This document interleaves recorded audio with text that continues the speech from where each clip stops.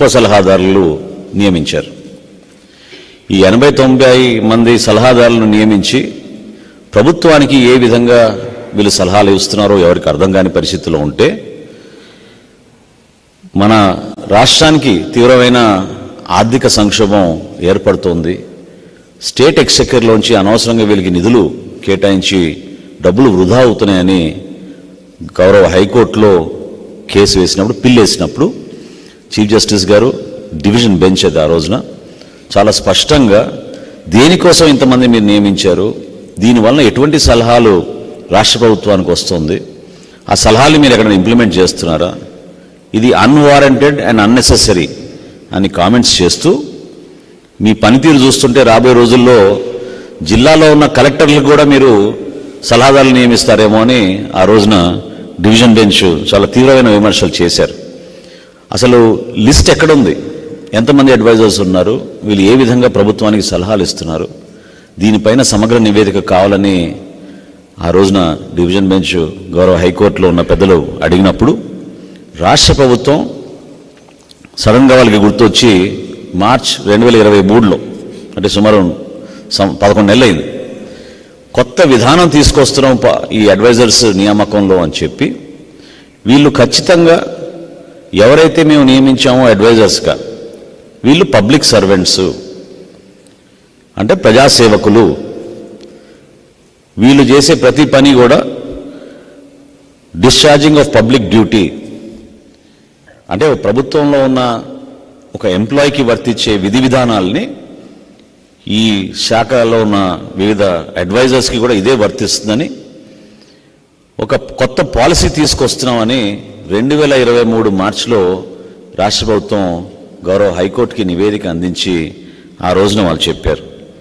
కేవలం qualified పర్సన్స్ని appoint చేస్తున్నామని, వీళ్ళ సలహాల ద్వారా ఏ నిర్ణయం రాష్ట్ర ప్రభుత్వం తీసుకోవాలన్నా కూడా ఈ పెద్ద మనుషుల్ని కూర్చోబెట్టుకుని అడిగి వాళ్ళ సలహాలు తీసుకుని మేము నిర్ణయం తీసుకుంటున్నామని ఆ రోజు ప్రకటించారు.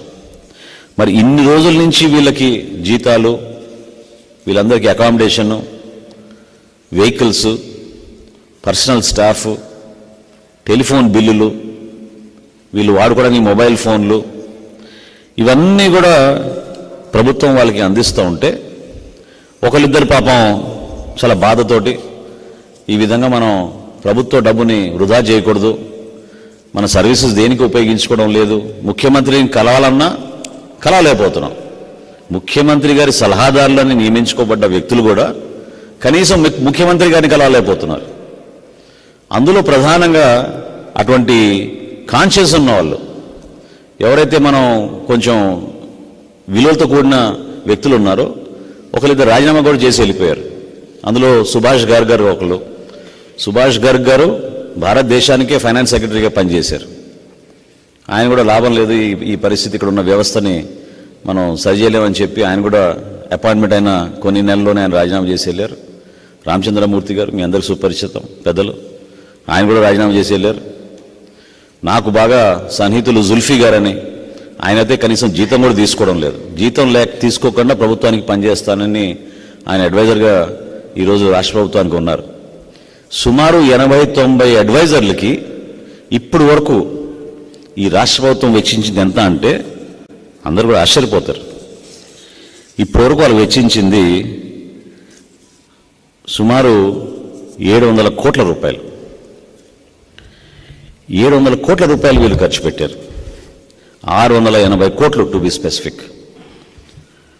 ఈ 680 కోట్ల రూపాయల్లో ఒకే ఒక ప్రధానమైన సలహాదారులు ఎవరైతే రోజు ప్రెస్ కాన్ఫరెన్స్లు పెట్టి పార్టీ కార్యక్రమాల్లో చురుగ్గా పాల్గొంటూ ఉంటారో మన సజ్జల గారు, ఆయన ఖర్చే 140 కోట్ల రూపాయలు. అసలు ఈ రాష్ట్ర ప్రభుత్వానికి ఎటువంటి అడ్వైస్ ఇస్తున్నారు వీళ్ళు? వీళ్ళు ఇచ్చిన అడ్వైస్ ముఖ్యమంత్రి గారు తీసుకుంటున్నారా పరిగణలోకి? ఏ విధంగా అడ్వైస్ రేపటి రోజున పాలసీగా మారుతోంది? ఇప్పుడు నేను చూశాను, మీరు పత్రికల్లో భారీ ఎత్తున అడ్వర్టైజ్మెంట్లు వేసేశారు. విద్యాశాఖలో అద్భుతమైన మార్పులు వచ్చేస్తున్నాయి. ఐబీ తోటి ఒప్పందం, ఉన్న పాఠశాలల వ్యవస్థనే నువ్వు సరి చేసుకోలేక సిబిఎస్ఈనే మనం ఆ నామ్స్ మనం మీట్ కావని తెలిసి ఇప్పుడు కొత్తగా ఐబీ సిలబస్ తీసుకొస్తున్నాం, రాష్ట్ర ప్రజలకు అద్భుతంగా ఉపయోగపడుతున్న ఏ సలహాదారు చెప్పారు మరి ఈ మాట మీకు? 680 కోట్ల రూపాయలు వెచ్చించడం ఏంటి సలహాదారుల కోసం ఈ 5 సంవత్సరాల్లో? ఎంత నష్టం జరిగింది మన రాష్ట్ర ఖజానాకి? ఏ విధంగా మీరు పరిపాలనకు ఉపయోగపడ్డారు? ఈరోజు మేము ప్రధానంగా డిమాండ్ చేసేది ఏంటంటే, అనేక సందర్భాల్లో మేము ప్రెస్ కాన్ఫరెన్స్ పెట్టి వాస్తవాలు మీకు పూర్తి వివరాలు అందిస్తున్నప్పటికీ కూడా ప్రభుత్వం ఎందుకు దీన్ని సీరియస్గా తీసుకోవడం లేదు? అసలు మీరు వెళ్ళి వెతకండి ఈ రోజున ఎంతమంది అడ్వైజర్స్ ఉన్నారనేది. అసలు కనీసం ముఖ్యమంత్రి గారికి తెలుసా ఎవరున్నారు అడ్వైజర్స్ అని? నాకున్న సమాచారం కేవలం 2 ప్రతిరోజు ఆయనతో మాట్లాడుతూ ఉంటారు, మిగతా ఎవరు మాట్లాడరు. ముఖ్యమంత్రి గారికి కనీసం ఒక పత్రికా సమావేశం ఏర్పాటు చేసి మన చీఫ్ గెస్ట్గా కూర్చోబెట్టాం ముఖ్యమంత్రి గారిని. కనీసం పత్రికా సమావేశం ఏర్పాటు చేసి ముఖ్యమంత్రి గారు కనీసం ఎవరెవరు అడ్వైజర్లు ఉన్నారో చెప్పండి ఆయన పేర్లు. 80-90 మందిని మీరు అపాయింట్ చేసి వీళ్ళకి ఇంత జీతాలు, వీళ్ళకి ఇంత ఖర్చులు, ప్రభుత్వ ఖజానా నుంచి 680 కోట్ల రూపాయలు ఈ 5 సంవత్సరాల్లో వెచ్చించారంటే, అందులో ఒక సజ్జల గారికే 140 కోట్ల రూపాయలు వెచ్చించారంటే ఏ విధంగా మీరు దీన్ని జస్టిఫై చేయగలుగుతారు?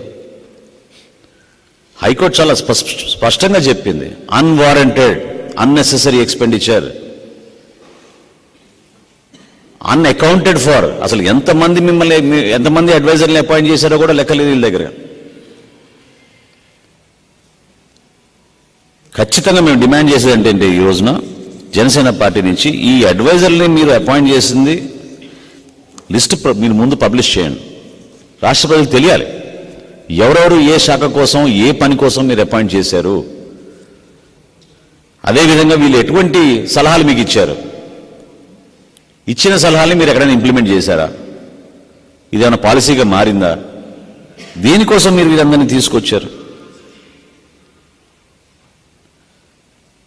ఇంతమంది మంత్రులు ఉన్నారు, ప్రభుత్వంలో ఇంతమంది ఉద్యోగస్తులు ఉన్నారు, వీళ్ళందరూ కూడా ఏ డిపార్ట్మెంట్కి ఆ డిపార్ట్మెంట్, ఏ జిల్లాలో చక్కగా శాఖల నిర్వహణ కోసం వాళ్ళ పనులు చేసుకుంటూ ఉంటే, ప్రభుత్వంలో ఉన్న ఎంప్లాయీస్ని మీరు ఉపయోగించుకోకుండా, మీ క్యాబినెట్లో ఉన్న మంత్రుల్ని మీరు ఉపయోగించుకోకుండా, ఇంతమంది సలహాదారులు మీరు అపాయింట్ చేసుకుని ఒక ప్యారలల్ గవర్నెన్స్ తీసుకొచ్చి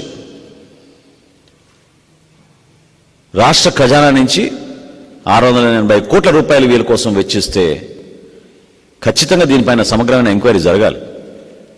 రాబోయే శాసనసభ సమావేశాల్లో ఏ బడ్జెట్ హెడ్ కింద ఈ 680 కోట్ల రూపాయలు ఖర్చు పెట్టారు, ఎంతమంది సలహాదారులకి మీరు ఈ విధంగా జీతాలు, అలవెన్సెస్, పర్క్స్ ఇచ్చారు, ఎందుకు ప్రత్యేకంగా ఒకే సలహాదారు గారికి 140 కోట్ల రూపాయలు మీరు వెచ్చించారు? ఈ సమాధానాలు జగన్మోహన్ రెడ్డి గారి ప్రభుత్వం ఖచ్చితంగా రాబోయే శాసనసభ సమావేశంలో బడ్జెట్ పైన, ఇంటరిమ్ బడ్జెట్ ఈ రాష్ట్ర ప్రభుత్వం కూడా ప్రవేశపెడుతుంది కాబట్టి దాని గురించి సమగ్రంగా రాష్ట్ర ప్రజలకు చెప్పాల్సిన బాధ్యత ఉంది. ఎందుకంటే ఈ రోజుకి కూడా ఎంతో మంది పాపం రిటైర్డ్ ఎంప్లాయీస్ వాళ్ళ బెనిఫిట్లు రావడం లేదు.